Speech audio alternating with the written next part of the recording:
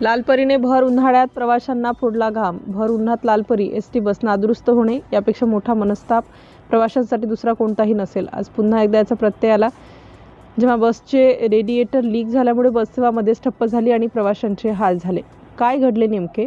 तांत्रिक बिघाड. भर उन्हात धावणाऱ्या एसटी बसचे रेडिएटर अचानक लीक झाले. इंजिन प्रमाणाबाहेर तापल्यामुळे ओव्हरहीटिंगमुळे गाडी रस्त्याच्या कडेला उभी करावी लागली. प्रवाशांचा खोडंबा. रणरणत्या उन्हात आजूबाजूला कोणतीही सावली नसताना लहान मुले, वृद्ध आणि महिला प्रवाशांना बसमधून खाली उतरावं लागलं. पायी प्रवास करण्याची वेळ, दुसरं कोणतंही साधन वेळेवर उपलब्ध न झाल्यामुळे अखेर हताश होऊन प्रवाशांना या कडक उन्हातच पायी चालत पुढचा प्रवास करावा लागला. लालपरीची दुरावस्थेवर पुन्हा प्रश्नचिन्ह. उन्हाळ्याच्या दिवसात वाहनांची विशेष काळजी घेणे गरजेचे असते. अशा परिस्थितीत घडलेल्या या घटनेमुळे एसटी प्रशासनाच्या कारभारावर प्रवाशांमधून तीव्र संताप व्यक्त होत आहे.